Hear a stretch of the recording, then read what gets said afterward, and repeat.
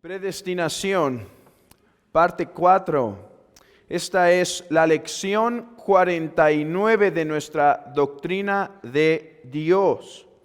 Y sería la última lección, si acabamos, de la predestinación. Recuerden que la doctrina de la predestinación se divide en dos partes. En primer lugar, la doctrina de la predestinación nos habla de su elección para salvación.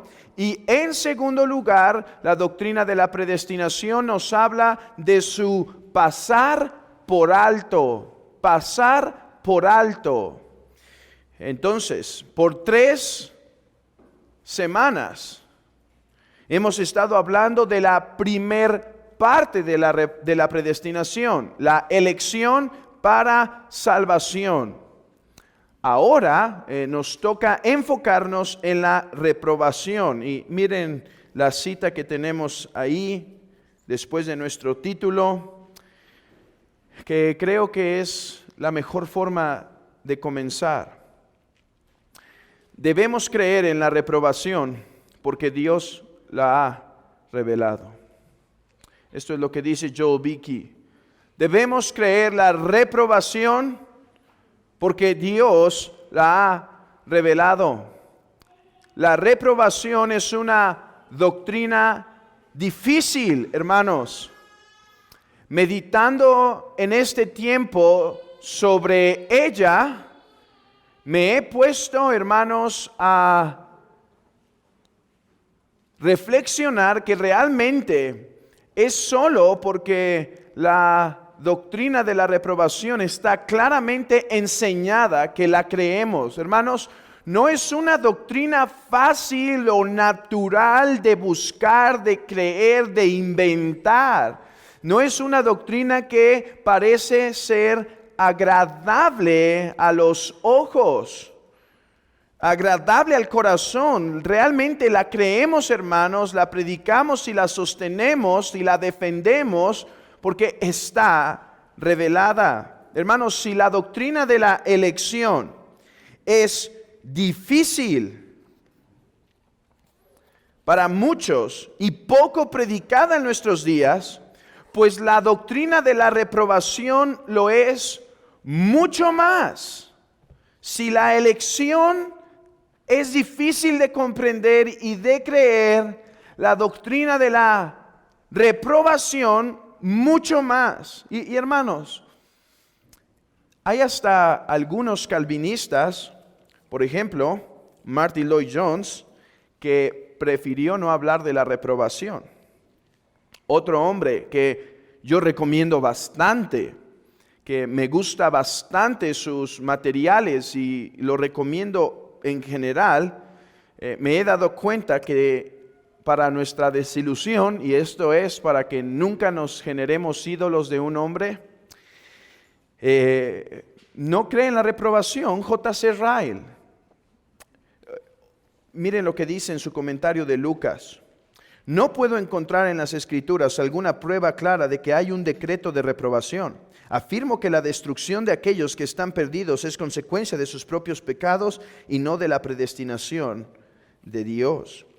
En cuanto a Ryle y Martin Lloyd-Jones, no sé si ellos estaban particularmente atacando alguna exageración o desviación de la doctrina de la reprobación, pero es común encontrar, hermanos, lo que se llama un simple aspecto de la predestinación, un solo aspecto. O sea, la predestinación solo nos habla de elección para gracia, no nos habla de reprobación para condenación.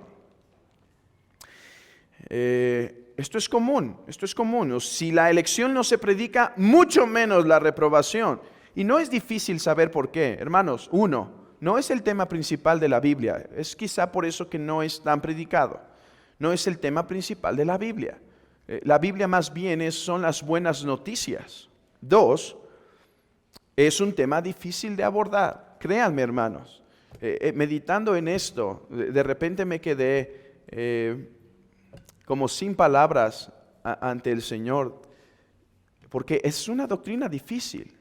Y aquí quiero aclarar, no vengo para intentar resolver todos los misterios de esta doctrina. Vengo a presentar la Biblia y dejaré lo secreto en las manos del Señor. Y 3, es difícil porque nuestro deseo es dar esperanza al pecador. Y a veces esta doctrina puede ser presentada de tal manera que más bien se desaliente. Pero yo digo que la doctrina de la reprobación correctamente presentada debe ser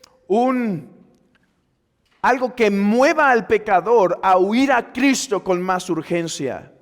Correctamente predicada, esta doctrina debe ser de beneficio. Y hermanos, es cierto, debemos callar donde la Biblia calla, pero debemos hablar donde la Biblia habla. Y esto es por eso que me gusta esta frase de Juan Calvino. Dice, pues la Escritura es la escuela del Espíritu Santo en la que así como no se omite nada que es tanto necesario como útil de conocer, tampoco se enseña nada que no es oportuno conocer. Por tanto, debemos guardarnos de privar a los creyentes de algo revelado en las Escrituras sobre la predestinación. Él está diciendo, su punto es este: callemos donde la Biblia calla, pero no calles donde la Biblia habla. Es cierto, hay aspectos de la elección, de la reprobación, que no podemos indagar más. No obstante, sí se afirman cosas. Y los creyentes no deben ser despojados de la doctrina, porque hermanos, no es inútil. Dios no inspiró nada inútil para la iglesia. Todo lo que nos dio es útil para la amonestación, para la exhortación, para que seamos guiados y empujados a andar en buenas obras. Así que, tomando esto de que la reprobación es un tema bíblico, comencemos, hermanos, después de esta breve introducción, con nuestro estudio. Y me gustaría ir por cuatro partes. En primer lugar, déjenme presentar algunas definiciones de la doctrina de la reprobación para que todos sepan de lo que estamos hablando. Después, vamos a presentar su base teológica y bíblica. ¿Por qué afirmamos la doctrina de la reprobación? En tercer lugar, haremos algunas aclaraciones. Es muy importante en esta doctrina hacer aclaraciones, así que me tomaré el tiempo para hacer unas. Y terminaremos con los usos, así le llamaban los puritanos a las aplicaciones, los usos de esta doctrina. Si ustedes leen un sermón puritano, van a encontrar el texto, una exégesis del texto, la doctrina que expone el texto, la exposición de la doctrina y al final los usos, o sea, esta doctrina para qué nos sirve. Porque hermanos, no solo es una doctrina revelada la reprobación, es una doctrina revelada para nuestra edificación. Comencemos entonces con una definición. No esperemos que con estas 3 definiciones todo va a quedar claro. Prácticamente, hermanos, estoy dando las definiciones aquí para que tengamos idea, pero se va a desarrollar a través de la historia el concepto en su totalidad. Miren lo que dice Williams A. Brakel. Dice, la predestinación de algunos, ¿qué es la reprobación? La reprobación es la predestinación de algunos individuos específicos, identificados por nombre, por el beneplácito soberano para la manifestación de la justicia de Dios en ellos al castigarlos por sus pecados. Cornelis Venema dice, la reprobación es el decreto de Dios por el cual Él ha determinado pasar de algunos su gracia regeneradora y salvífica y revelar su justicia por medio de castigarlos por su pecado. Y Lois Berkhoff dice, la reprobación puede ser definida como el eterno decreto de Dios por medio del cual Él ha determinado pasar a algunos hombres de su operación de gracia especial y castigarlos por sus pecados para la manifestación de su justicia. En estas 3 definiciones vemos algo común. Reprobación implica pasar por alto. Elección significa tomar, elegir a unos. Pero en el momento de elegir a unos, ¿qué de los otros? Esos son pasados por alto. Eso es el acto de reprobación. Dios pasando por alto a algunos para no ofrecer misericordia. Ok, doctrina difícil. ¿Cuáles son las evidencias teológicas y bíblicas? Bueno, me gustaría comenzar con las teológicas. Hermanos, y esto solamente es un razonamiento necesario. Vean esto. Si no tienes duda de la doctrina de la elección, si no tienes duda de que ésta existe, que Dios elige para salvación, no debería ser tanto problema comprender la reprobación. Si Dios elige a algunos, necesariamente se implica que no elige a otros. Y si Dios elige a unos para salvación, entonces los otros no fueron elegidos para salvación. Si Dios elige a unos para que en su tiempo el Espíritu Santo obre y los regenere, entonces los otros no fueron elegidos para esa gracia. Por lo tanto, nunca llegarán a Cristo. Miren lo que dice Shedd en su teología dogmática. Dice, la reprobación es la antítesis de la elección, o sea, lo opuesto. Y se deduce necesariamente de ella, o sea, de la elección. Se deduce necesariamente. Si Dios no elige a una persona, la rechaza. Si Dios decide no convertir a un pecador en un santo, decide dejarlo como pecador. Si Dios decide no obrar en un hombre el querer y el hacer de acuerdo a la voluntad de Dios, decide dejar al hombre a que quiera y haga según su propia voluntad. Dejarlo en sus pecados. R.C. Sproul hace esta misma lógica y él dice, si existe en absoluto tal cosa como la predestinación, y si esa predestinación no incluye a todos, al menos que queramos practicar la doctrina de Orígenes, quien dijo que todos eran elegidos, hasta Satanás era elegido, y por lo tanto no iba a haber infierno. Satanás era un ángel escogido. Según, sabemos que no. Sabemos que hay unos ángeles que perseveraron en santidad, pero sabemos que hay otros que no. Si existe entonces tal cosa como la predestinación, y si esta predestinación no incluye a todos, entonces no debemos rehuir la necesaria inferencia de que la predestinación tiene dos lados.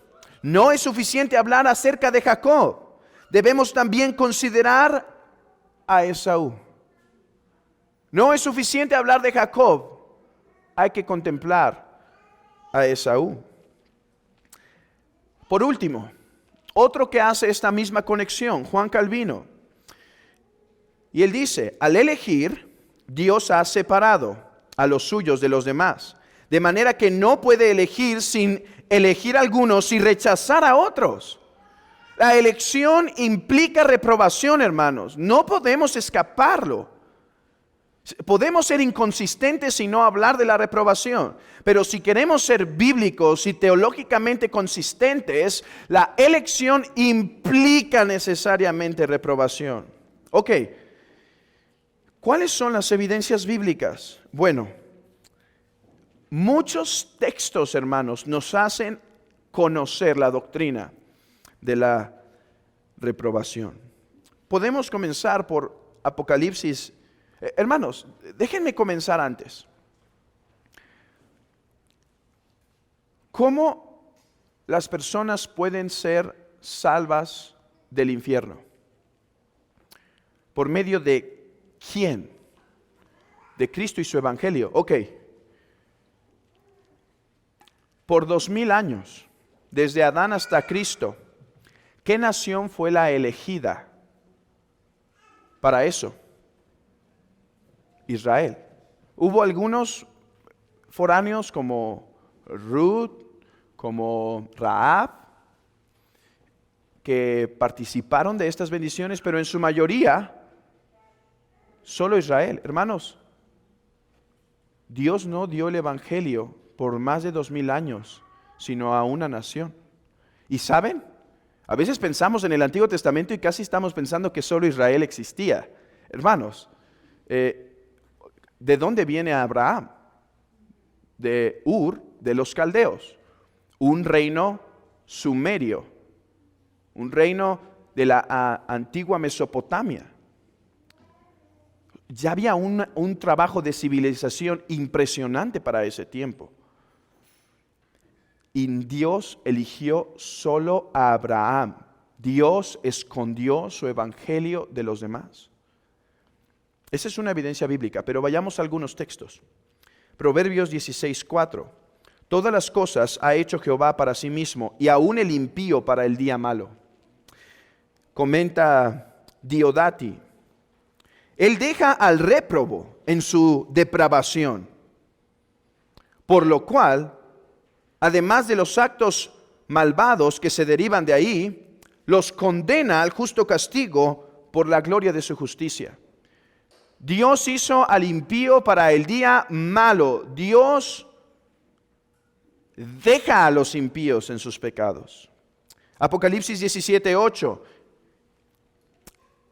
Ustedes van a poder revisarlo en sus casas, hermanos, para que subrayen esos textos, los mediten, los contemplen. Si no les toca estar en el culto de las 11 y tienen que regresar a las 6, sería un buen ejercicio para ocuparnos hoy en el día del Señor en la adoración, contemplar estos textos. Yo tengo que leerlos un poco más rápido debido a la cuestión del tiempo, pero les recomiendo esto, considérenlo, platíquenlo en la mesa, ahorita que van a sus hogares, platíquenlo.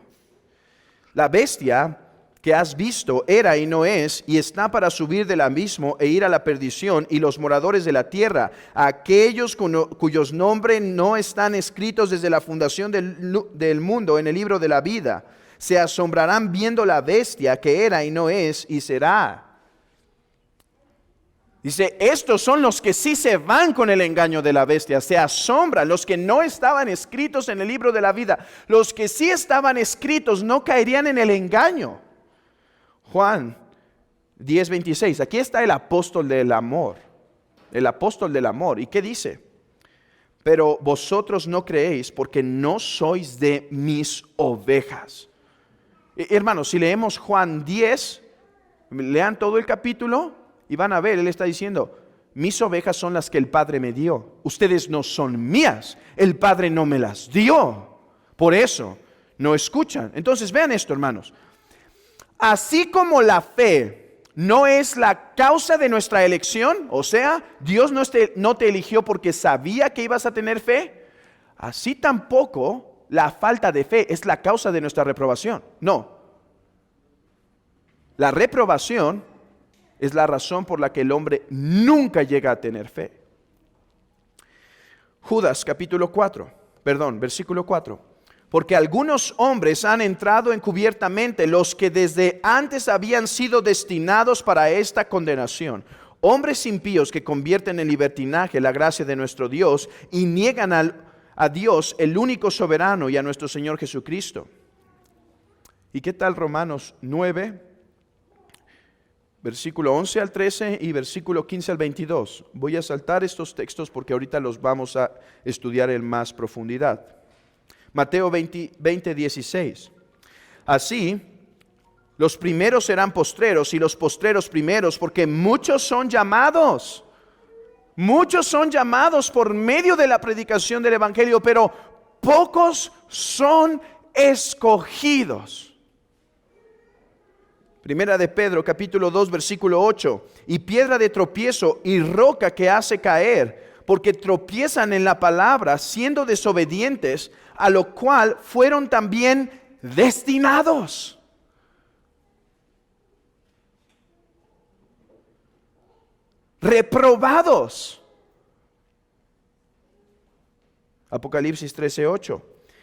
y la adoran todos los moradores de la tierra, cuyos nombres no están escritos en el libro del Cordero, que fue inmolado desde el principio de la fundación del mundo. Primera Tesalonicenses 5:9, porque no nos ha puesto Dios para ira, sino para alcanzar salvación por medio de nuestro Señor Jesucristo. O sea, Pablo les está hablando a los tesalonicenses y les dice, a nosotros Dios no nos ha puesto para ira. Dice un comentarista, algunos han malentendido esto, queriendo decir que Dios no ha destinado a nadie para ira, pero no identifican correctamente al nosotros. Dice, a nosotros Dios no nos ha destinado para ira. A los que están fuera de la gracia del Evangelio, sí, si permanecen ahí. Dice el comentarista, el texto está hablando de los creyentes elegidos. Dios destinó a algunos pecadores a vida eterna y al resto para muerte eterna. Solemne doctrina.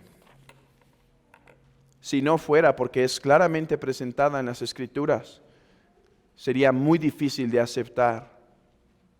Sería muy difícil, hermanos, meter esta doctrina en nuestro sistema teológico si no fuera porque es claramente revelada. Pero pasemos a algunas aclaraciones, y aquí lo que mi propósito es hacer es puntualizar esta doctrina, quitar algunos malos pensamientos que pueden estar, a fin de que esto resulte en adoración a Dios. Y vamos a ir a Romanos capítulo 9. Abran sus Biblias, hermanos, y aquí nos vamos a quedar en el resto de esta lección. Romanos capítulo 9.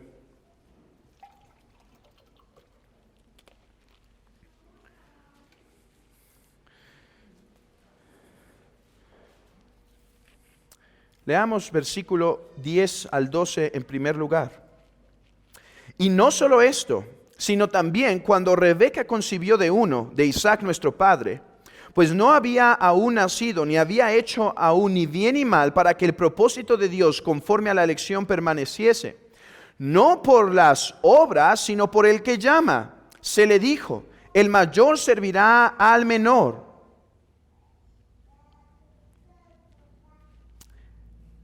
Lo primero que debemos entender de la reprobación, del pasar por alto, recuerden, Dios elige a algunos para revelar su gracia y pasa a otros por alto. Lo que debemos entender en primer lugar es que este acto es un acto de la voluntad de Dios. El acto de reprobación es un acto de la voluntad de Dios. Dice William Osei Breckel, la reprobación procede del beneplácito de Dios. La reprobación procede del beneplácito. La razón última, hermanos, o sea, la razón final de la reprobación no son las decisiones de los hombres. Más bien es que Él decide pasar por alto. Vermigli, citando Romanos 9, nos habla de la imagen del alfarero. Él dice, no debemos pensar, no debemos imaginar que la reprobación es simplemente la decisión del hombre. No, Pablo nos está dando la imagen del alfarero para decirnos, él hace con esta masa algunos vasos para gloria y otros para deshonra. El alfarero es Dios, el que decide es Dios. Dios es comparado, dice Vermigli, a un alfarero quien desde antes de que trabaje determina en su mente qué tipo de vasos hará. Hermanos, algunos han intentado aligerar la verdad de la reprobación diciendo que no, que más bien es la incredulidad la razón de la reprobación, o que es el pecado la razón de la reprobación. Quiero que sean aquí muy agudos, en sus notas deben ser muy agudos. Dios, su acto de pasar por alto, su voluntad es la razón de la reprobación, pero la causa de la condenación es el pecado del hombre. La reprobación La reprobación es por causa de la voluntad de Dios, pero la condenación es por causa del pecado del hombre. Ahorita esto se va a aclarar un poco más, pero no debemos ver el pecado como la base de la reprobación ni la incredulidad. Me encanta lo que dice William Perkins. Él dice, si esa fe prevista no es la causa del decreto de la elección, no puede ser que la falta de fe prevista debiera ser la causa del decreto de la reprobación. Más bien, como la fe sigue a la elección en el orden de las causas, así la incredulidad debe seguir a la reprobación. Calvino también lo dijo, dice, la causa de la discriminación, o sea, de no elegir a unos, que de otra manera podría buscar en los méritos de cada uno, Pablo la asigna al consejo escondido de Dios. Y es lo que vemos en Romanos 9. Dice, para que el propósito de la elección continuase, Dios eligió a Jacob y no a Esaú. Dios no lo eligió. La razón de la reprobación es el decreto de Dios, su voluntad de no ofrecer misericordia. Y entonces aquí viene la acusación. Dios es injusto. Dios es injusto si es su mera voluntad la razón por la que algunos son reprobados y otros no, o algunos elegidos y otros no. Pero ¿quién eres tú, oh hombre, para que alterques con Dios? Miren lo que dice Agustín mucho tiempo atrás. Él dice, su generosidad para con algunos no significó que fue injusto con otros. Al no dárselas a todos, mostró lo que todos merecían. Nadie merece la elección, todos merecen la reprobación. Así como Dios no envía meras personas al infierno, sino envía pecadores. O sea, cuando Dios eligió a algunos de estos eran pecadores, todos eran pecadores. Y de ahí tomó a algunos. Él muestra gracia con unos, deja a otros. No hay injusticia. Dios quiso tener misericordia de esto, hermanos. Hermanos, si nos causa trabajo entender esto o aceptarlo, entenderlo es difícil para todos, pero aceptarlo. Piensa en esto. Entonces, ¿Dios es injusto si no le da misericordia a Satanás? ¿Por qué no es injusto si Dios no le da misericordia a Satanás? ¿Podría darle misericordia a Satanás? Claro, en el consejo de Dios quizá hubiese sido otra forma de rescatarlos por medio de Cristo, pero de otra forma no quiero meterme en ese terreno sumamente secreto, desconocido y que termina siendo pura filosofía porque no pasó. Pero, ¿es Dios injusto por no darle misericordia a Satanás? Como dice un autor. Dice, y en realidad la única diferencia entre nosotros y Satanás no es solo cantidad de pecado, no calidad de pecado. Nuestro pecado es el mismo. Nuestra rebelión es la misma. Satanás ha sido dejado a su propio corazón corrupto, tanto como Hitler. ¿Quieres saber cuál malo puede llegar a ser el corazón del hombre si el Señor quita su gracia restrictiva? Hitler, Mussolini. Hermanos, no nos vayamos tan lejos. Estas masacres y torturas entre personas de nuestra sociedad es abominable. Dios no es sin misericordia porque Dios no es injusto porque solo da gracia a unos y no a otros. Todos son pecadores. Segunda cosa, ya aclaramos, la reprobación es en última instancia el acto de la voluntad de Dios. Pero, segunda cosa, el odio de Dios es la base de la condenación del pecador. Vean que ya cambié palabras aquí. Ya no estoy hablando de reprobación, estoy hablando ahora de condenación. El acto de reprobación, hermanos, es el decreto, ¿sí? El decreto. El acto de condenación es el hecho de que estos son castigados. Vean versículo 13. Romanos 9:13. Como está escrito, a Jacob amé, mas a Esaú aborrecí. ¿Por qué Dios reprueba o termina condenando a algunos? Porque los aborrece. Eso es importante de entender. Ahora, ¿qué es el odio de Dios? Dimos toda una lección de odio dei. ¿Recuerdan? Una lección completa. Déjenme resumir lo que es el odio de Dios aquí. El odio de Dios no es una pasión, no es una amargura en el ser beato, porque Dios es un ser beato. El odio de Dios es una forma humana de decirnos algo de la soberanía de Dios. Aquí va, dice Jerónimo Sanckius, cuando se le atribuye aborrecimiento a Dios, implica, 1, una negación de benevolencia o una resolución de no tener misericordia de tal y tales hombres, ni de dotarles con alguna de aquellas gracias que están relacionadas con la vida eterna. Así, dice, a Esaú aborrecí. Esto es, yo desde toda la eternidad determiné dentro de mí mismo no tener misericordia de él. La única causa de esta espantosa negativa no es meramente la indignidad de la persona aborrecible, sino la soberanía y libertad de la voluntad divina. O sea, ¿por qué por qué son elegidos? ¿Por qué son reprobados? Porque son pecadores y Dios decide no tener misericordia de ellos, hermanos. Está en su derecho. Es el soberano. 2, el odio de Dios denota, dice Sanckius, denota desagrado y disgusto. Pues los pecadores que no tienen interés en Cristo no pueden sino infinitamente desagradarles y son repugnantes ante la pureza eterna.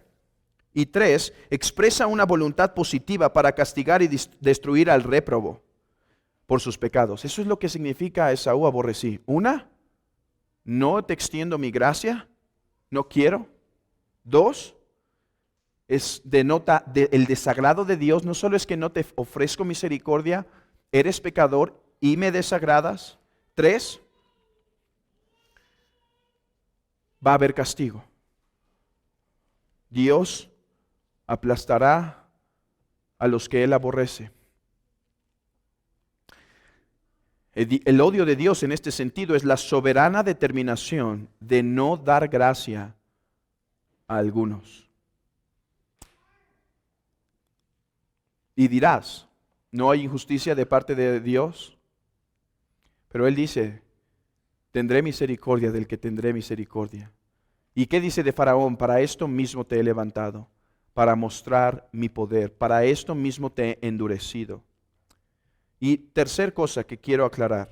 Leamos versículo 14 al 20 de Romanos 9. 14 al 20. ¿Qué pues diremos? ¿Que hay injusticia en Dios? En ninguna manera. Pues a Moisés dice, tendré misericordia del que yo tenga misericordia y me compadeceré del que yo me compadezca.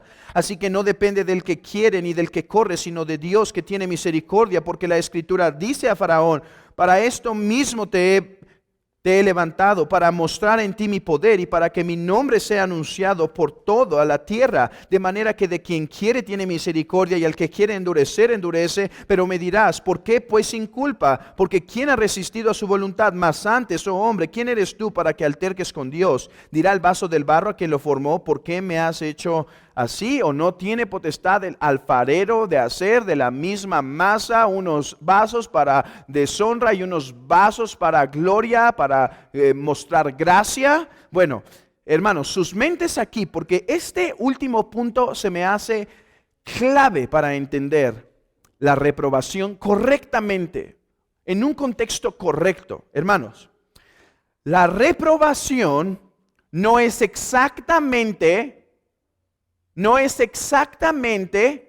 la misma acción de la elección, pero contrario. No es un espejo, no es como si la elección se ve en el espejo y lo que ve es ella misma, pero negra. No es eso. Hay diferencias entre la elección y la reprobación. Vean esto. En primer lugar, la elección es un acto de misericordia en donde Dios intercede activamente para poder mostrar esta gracia. ¿Qué tiene que hacer Dios para mostrar esta gracia? Un montón de cosas, hermanos. Desde enviar a su Hijo hasta doblegar nuestros corazones para que creamos. Vean, esto es la obra de la elección. Dios obrando fuera de nosotros en la muerte de Cristo, en nosotros, Dios activamente trabajando, Dios tomando las herramientas y empezando a obrar en el corazón. Ese es el acto de elección, Dios arrastrándonos, Dios llamándonos, no solo externamente, sino internamente por la predicación del Evangelio, iluminando nuestros ojos, abriendo nuestro entendimiento, comprendiendo la verdad de las Escrituras. Pero en el acto de reprobación, el acto de Dios no es activo. Sé que esto parece un poco contradictorio, pero ahorita me van a entender. Es un acto pasivo más bien. Es un acto pasivo. Dice que la forma en la que la reprobación de Faraón se manifestó en el tiempo fue por medio de endurecer el corazón de Faraón. La pregunta es, ¿cómo Dios endurece? ¿Cómo es que Dios endurece? Y aquí es donde vemos la diferencia entre elección y reprobación. Dios es santo, justo, puro, bueno, uno que no puede tentar, uno que no puede producir el pecado. Entonces, ¿cómo es que el réprobo se condena? ¿Cómo es que el réprobo llega a la condenación? Porque Dios lo endurece, pero ¿cómo lo endurece si Él no puede generar pecado o incredulidad en el corazón del hombre? Lo endurece por dejarlo. Miren lo que dice G.B. Fesco. Dice, Pablo explica que Dios prepara ciertos vasos para su ira. Pablo no dice que Dios hace malvados a estos elegidos o a estos que Dios pasa. Más bien, los entrega a su pecaminosidad y retira su mano restrictiva. Esto no solo es un derramamiento inmediato de la ira de Dios, sino también un acto de juicio eterno, porque esto es lo que experimentarán en la eternidad.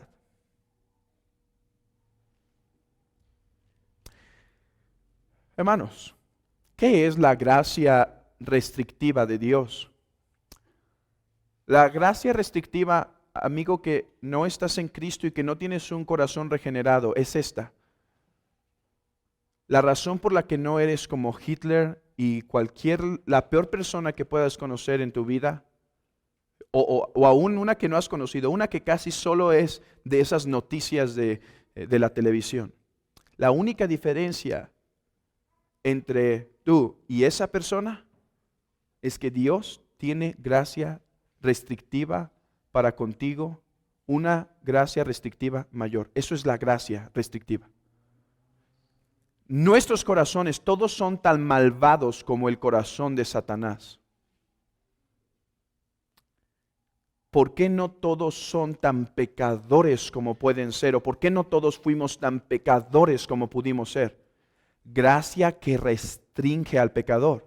¿Recuerdan cuando Abraham va a Egipto? El rey de Egipto, ¿era Egipto? Sí. Y el rey toma a su mujer y dice, porque toda su casa se infecta, viene un juicio sobre ellos. Y entonces dice, Abraham, ¿por qué hiciste esto? Ahora ora a Dios porque yo me he guardado. Pero Abraham dice, Dios te guardó de que cometieras esta perversidad. Es Dios quien no te permitió. Hermanos, ¿por qué Israel pudo vivir un tiempo en paz sobre Faraón? O después, ¿por qué vivía con cierto mal, pero no con todo su odio? Y de repente Faraón despierta porque Dios quita su mano restrictiva y permite que el corazón de Faraón se derrame en su pecado, se vuelva totalmente a su pecado. Entonces, dos términos que van a ser muy útiles para que nuestra doctrina de la reprobación no nos haga daño sino bien. Dos términos. El primero es preterición. Preterición. Preterición. Del latín, praeter, adelante, y iré, ir. Junto significa pasar adelante. Este es el acto soberano de Dios de pasar por alto a los elegidos y dejarlos en su condición pecaminosa. Vermigli explica, si el pecado fuera la verdadera causa de la reprobación, entonces todos serían reprobados, ¿sí? Ya que Él conoce de antemano que todos están corrompidos, por Él, por el pecado. El pecado no es la causa de la reprobación, hermanos. ¿Qué es la reprobación? El decreto soberano de Dios de pasar a algunos. ¿Qué movió a Dios, hermanos? ¿Qué movió? Esto quiero que quede bien claro en sus mentes. ¿Qué movió a Dios para este acto de decreto de no mostrar misericordia a algunos? No era que eran más pecadores, no era que eran más duros para creer. Si esta fuera la razón, todos estaríamos réprobos. La causa última de la reprobación, la causa última por la cual Dios pasa por alto a algunos sin ofrecerle misericordia, es el beneplácito de Dios. No olvidemos eso. Pero no es la única palabra que debemos entender. Debemos entender la siguiente palabra: condenación.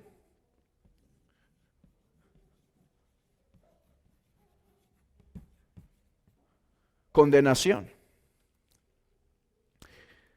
¿Qué quiere decir la condenación? La condenación es que aquellos que son pasados por alto son condenados por sus pecados. O sea, Dios decreta no mostrar misericordia, pero la razón por la que son condenados, hermanos, es porque son pecadores. ¿Sí? Esto tiene que aferrarse al corazón, porque si no puede haber muchas dudas y pensamientos equivocados. La razón de la reprobación, ¿cuál es? ¿Qué es la reprobación? Pasar por alto, ¿sí? ¿Cuál es la causa de la reprobación? ¿El pecado del hombre? No. ¿La incredulidad del hombre? No, todos estaríamos réprobos. ¿Cuál es la causa? Dios y su santa voluntad. Pero ¿por qué esta masa de pecadores es condenada? ¿Solo por la soberanía de Dios? O sea, eran puros, limpios, y solo porque Dios quiso los va a condenar. No, la causa del acto de condenar es el pecado de ellos. O sea, estos que son pasados por altos, hermanos, no son inocentes pecadores, no son inocentes criminales. No son hombres blancos de una deuda, son hombres pecadores. Hermanos, no es como si, no debemos pensar de la reprobación como que la seguridad del país viene y toma a uno que no cometió ningún delito y lo castiga y lo mata. No, son criminales. Estos condenados que son pasados por alto son criminales. Son pecadores, igual que tú y yo.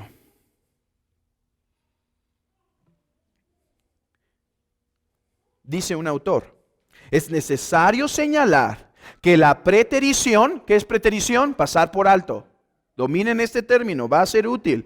Yo sé que intento dar los menos términos teológicos que puedo para no hacer esto complicado, pero los que doy es para que dominemos mejor nuestra doctrina. Es necesario señalar que la preterición es como la elección, en que también es incondicional. ¿Sí? ¿Correcto?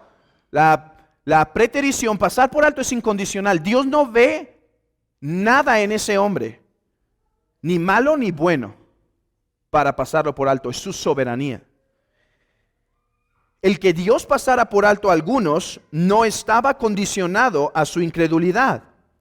Este es el acto judicial de que Dios por el cual los no elegidos son ordenados para continuar bajo la sentencia de la ley quebrantada y son culpables de su propio pecado. La condenación, sin embargo, es condicional. La preterición es incondicional. La condenación es condicional. La condenación es condicional. Dios condena al pecador basado en su pecado. Ok. Una aclaración más. Basados en Romanos 9, 1 al 5, hay algo que debemos notar. Esto lo dice James Dolezal y me parece muy apropiado. La reprobación no es parte de la predestinación en la misma manera que lo es la elección. No es simplemente la otra cara de la elección. Dios no se deleita en la reprobación de la misma manera que lo hace en la elección para salvación. Tengan esto en sus corazones, hermanos. Y créanme, no lo entiendo como debo entenderlo, ni creo que lo voy a entender. Pero cuando Ezequiel y otros textos de la Biblia dice que Dios no se complace en la muerte del que muere, me dice algo de que en última instancia es su soberana voluntad. Dios no se aflige, esto es importante. Dios no está triste cuando pasa por alto a algunos. No, Dios no sufre, recuerden eso, Dios no sufre. No es que Dios va a estar castigando y va a estar sufriendo y doliendo. No, Dios va a estar sentado en su trono castigando a los pecadores por su culpa, por sus violaciones de la ley. Él va a estar en su trono. Con lo que quiero que nos quedemos es, pero el gozo de la elección para salvación es diferente en un sentido. 5. La reprobación es para la gloria de Dios, así como lo es la elección. Así como los atributos de Dios se revelan en la manifestación de su gracia, así los atributos se revelan en la manifestación de su ira eterna. Terminemos brevemente, hermanos, con los usos de esta doctrina. Primero, hermano, déjame hablarte a tu corazón. No hay nada que codiciar de los incrédulos. Podrán tener riquezas, podrán tener bienes, podrán tener una vida fácil, pero no se levantarán en la congregación de los justos. Hermanos, cuando veas a un hombre deleitándose en sus pecados y viviendo la vida en su máximo deleite, joven, niño, cuando veas a otro niño que tiene todo lo que sus padres les da y permiten que le haga berrinches y permite que se jacten en esta vida de su pecado, no codicie su vida. No hay nada que codiciar. Si no se arrepienten, están puestos para condenación eterna. No les codicies nada. 2. Hermano, adora. Me encanta lo que dijo el Natán Par. Él dijo, esta es una doctrina que si estás frío, tienes que meditarla para que revivas. Dice, cuando se sientan apagados para alabar a Dios, la reprobación es una motivación para hacerlo, ya que no son mejores que el réprobo. Si Dios salvara a todos, merecerían alabanza infinita. Pero cuánto más deberían los salvos agradecer a Dios y humillarse delante de Él al ver a muchos condenados. Hermano, ¿estás frío en tu adoración? ¿Estás pasivo? Recuerda que Dios te eligió y no eligió a otros, y la única razón es su puro amor para contigo. Es el puro deseo de hacerte bien a ti y a los demás no. Y hermanos, y el decreto está hecho.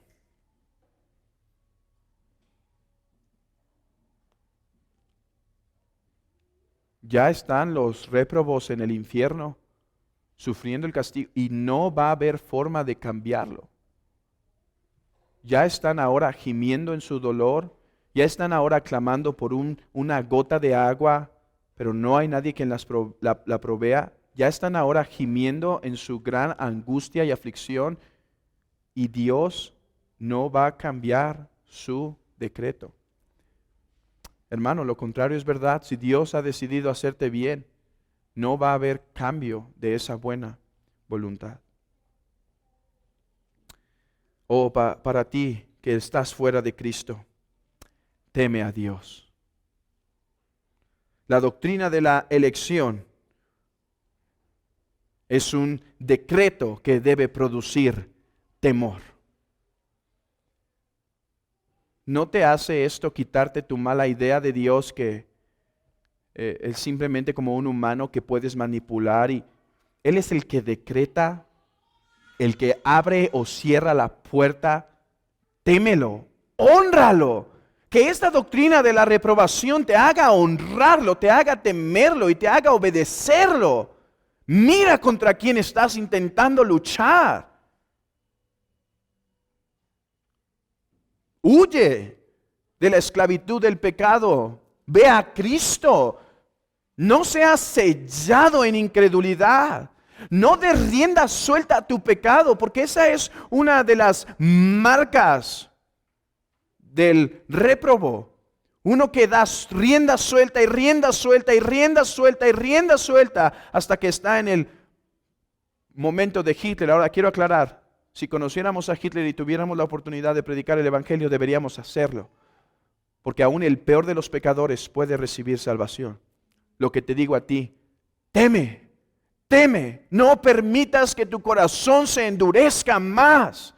Ahora, niño, ¿cuántas veces he escuchado esa mal argumento? Yo me estoy esperando para arrepentirme, porque todavía no estoy tan grande. ¿Qué esperas? Ahora que tu corazón es más tierno que de algunos pecadores endurecidos, corre a Él, confía en Él. No hay nada en este mundo que te va a ofrecer. No hay nada que puedes codiciar en este mundo. Fuera de la iglesia de Cristo hay perdición. Anda, ve, complácete en tus placeres para que seas condenado para toda la eternidad. Corre, toma esas 2 horas de placer. Es más, esas 20 horas de placer.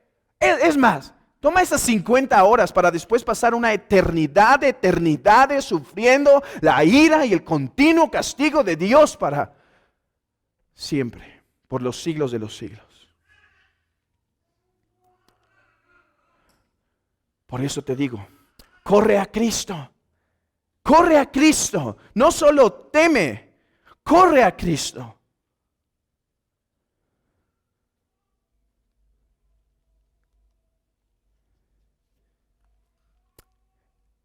¿Por qué la reprobación no te debe desalentar para decir, bueno, si estoy reprobado, si soy elegido, ya? ¿Por qué no produce eso, sino más bien produce un claro deseo de buscar a Cristo? Porque mira esto, no puedes decirte a ti mismo, es que mi incredulidad es la razón por la que quizá Dios ya me reprobó, o ahora este pecado que tengo ya, ve. Eso no es lo que enseña la doctrina de la reprobación. Todos somos tan malos. Tú eres tan malo, tú eres tan pecador, tú eres pecador. Si eres pecador hay oportunidad para ti. Porque no dijo, los que llegan a esta medida son los reprobados. Los que llegan a este tiempo de incredulidad son los reprobados. No hay algo que Dios mira en el hombre para reprobar. Por lo tanto, no mires algo en ti para descalificarte. Corre a Cristo mientras puedas. Búscalo a Él. Dice el consenso de Berman en la tesis 15. Uno no debería precipitarse en considerar a alguno entre los réprobos, a menos que hasta el fin de su vida y hasta su muerte persistan en la obstinación de la maldad. Hermanos, esta es una advertencia para nosotros. No llames a uno réprobo. No digas que uno ya está sellado sin misericordia. Si vive, hay oportunidad. Mientras respira, hay oportunidad. Si esta doctrina lo hace temblar, hay oportunidad. Cristo es el salvador de pecadores y Pablo dijo ser el mayor de ellos. No metamos a algunos en temor de que han caído en la reprobación.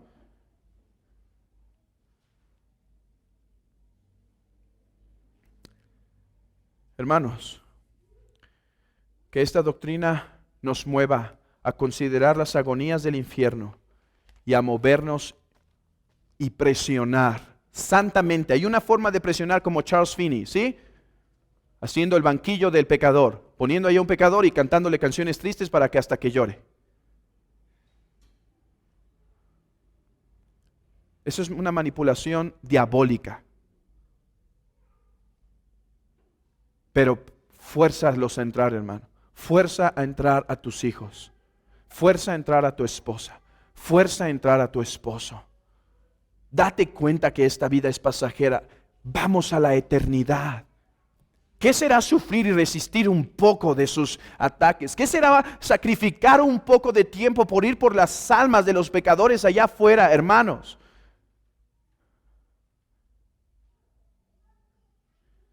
Que el Señor obre en su iglesia por esta solemne y seria doctrina.